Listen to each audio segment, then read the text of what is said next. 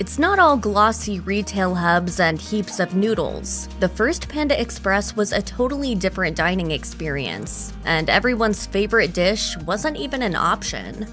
The first Panda Express was established in Glendale, California, but the concept was born in Pasadena. That's because a decade prior to the chain's debut, Andrew Churn was busy working at his first business, Panda Inn. The Chinese eatery was a far cry from the fast food Panda Express would become known for. It had upscale flair, offering traditional entrees in a refined sit-down environment. Panda Inn was a true family-operated business. Churn's father, Ming Tsai, oversaw the cooking, while the rest of the family, including Andrew, waited tables and bonded with the customers who came in. They all worked without pay. What I say about Panda is we are the largest mom-and-pop Chinese restaurant in the world. One of Panda Inn's specialties was mushu pork, a stir-fried pork entree with egg and vegetables in a ginger soy sauce that resembles the black pepper chicken or Beijing beef sizzling in woks today. Panda Inn, with its elevated cuisine and classy ambiance, is very different from its fast casual cousin.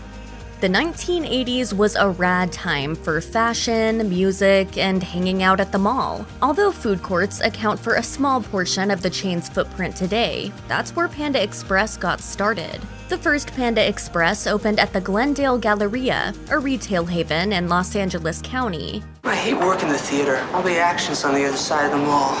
It isn't hard to understand why the Churns decided on the mall as their first stop following Panda Inn. As fast food became more central to American life, customers sought out quick, easy options that were as tasty as anything served in a sit-down restaurant. In fact, the eatery's name signifies this. An express restaurant implies quick takeout service. In other words, Panda Express is perfect after a stressful try-on session at Macy's. Los Angeles runs on buzz, and it's not uncommon for business owners to mingle with the city's well-connected residents. For the Panda Express founders, this was the Donahue family. While steering the UCLA Bruins football team to victory may be Terry Donahue's lasting legacy, the coach played an important role in popularizing Panda Express. One of the more fascinating footnotes in the chain's lore is how the sports icon planted the idea for a casual Chinese joint at the Glendale Galleria, which the Donahue family happened to own. The story goes that Donahue was a regular at Panda Inn, where he got to know the owners firsthand and mentioned that free space had opened up in the food court at the Galleria. Andrew Churn jumped on the invitation and decided to shoot his shot with a Panda Express kiosk. Man, we got a great place. Let's rock and roll. 40 years and thousands of stores later, it's safe to say the move paid off.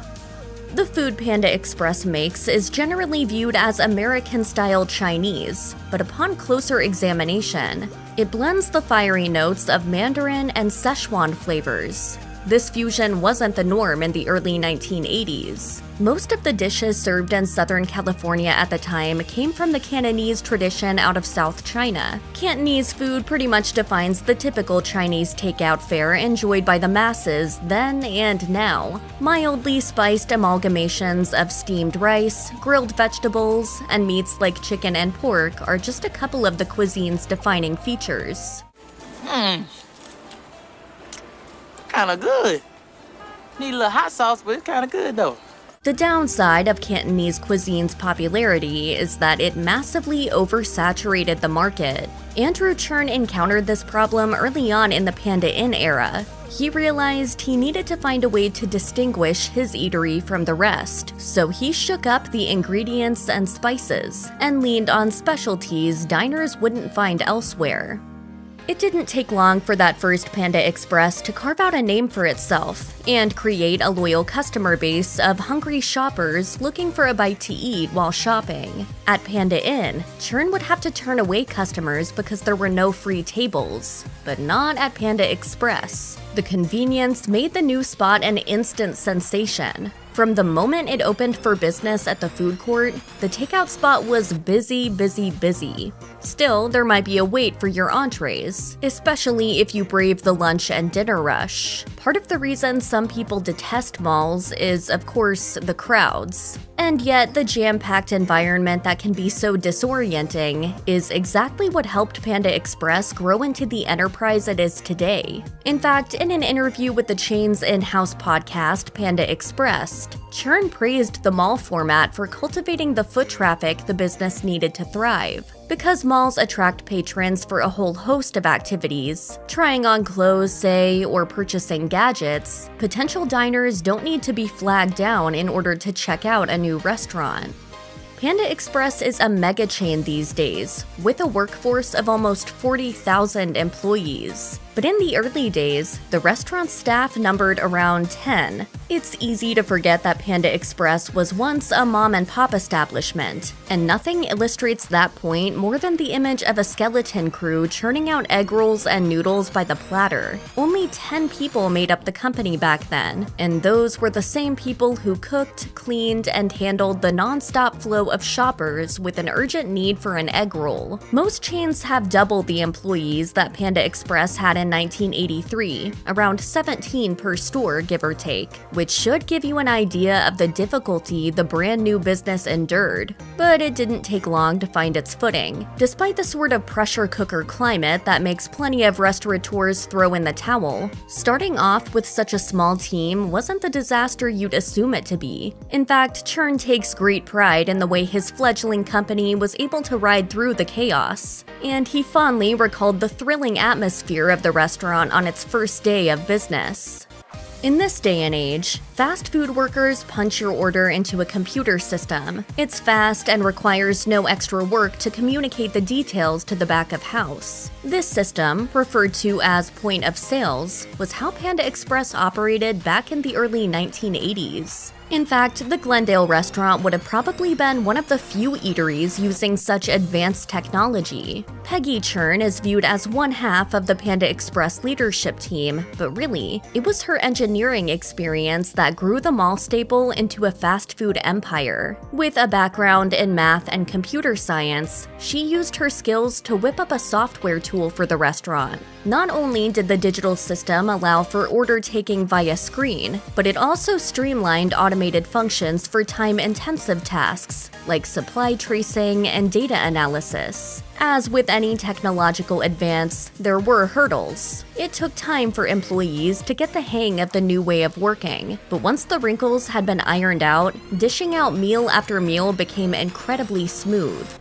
Since Panda Inn was the blueprint for Panda Express, you might be wondering which elements of the original model were tweaked to fit the Express version. Andrew Churn's father, Min Sai, commanded the kitchen at Panda Inn. The dishes he created formed the foundation of Panda Express's full menu, but many of the Panda Inn entrees were simplified to make for quicker preparation in the fast food arena, and tweaking the dishes was no walk in the park. To fit the casual vibe of a food court, the entrees needed to be hot, fresh, and ready for customers to dig into. Many of the menu changes were implemented after the restaurant had already opened to the public. The Churns had to assess which items could thrive on a steam table indefinitely, or end up sad and soggy, then adapt. Today, Panda Express has a strict practice of making frequent batches of food. Presumably, they learned from the mushy failures of the past.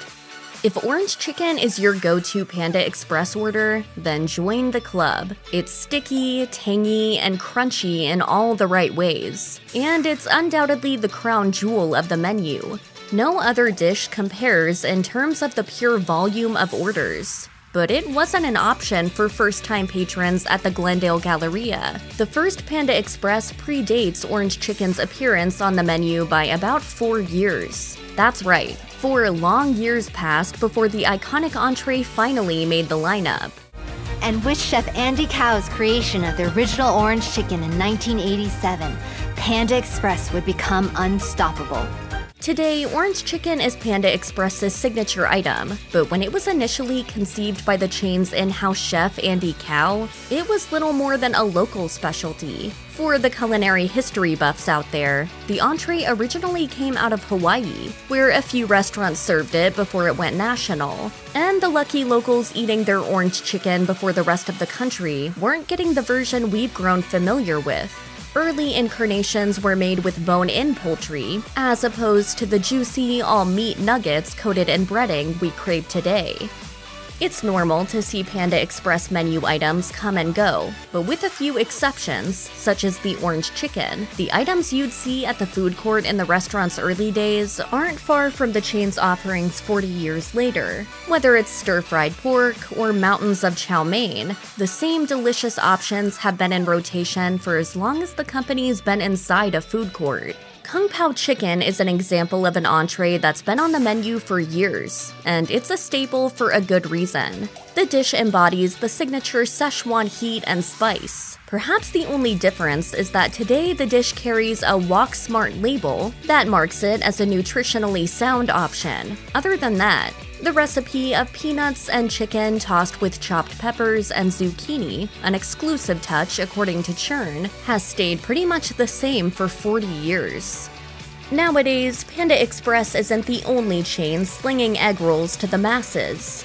Chinese chain restaurants like Pei Wei and P.F. Chang's, among others, also specialize in Asian food with a side of convenience and accessibility. Nor was the Glendale-based restaurant the first Chinese restaurant by any means, but at the time, it very well could have been your first taste of Chinese chain food. Quite simply, the brand was the first to pull it off in the United States and find major success. The fast food sphere has really evolved since the 1980s. For example, before Panda Express, the mall food court would have been dominated by quick bite offerings like pretzels, hot dogs, and pizza by the slice, along with a few relatively rare Greek establishments. While most of the foods offered at the food courts in the 1980s would have made for satisfying snacks, Panda Express was one of the few chains offering full plates of food, meals that included rice, veggies, and noodles to food court customers at the time.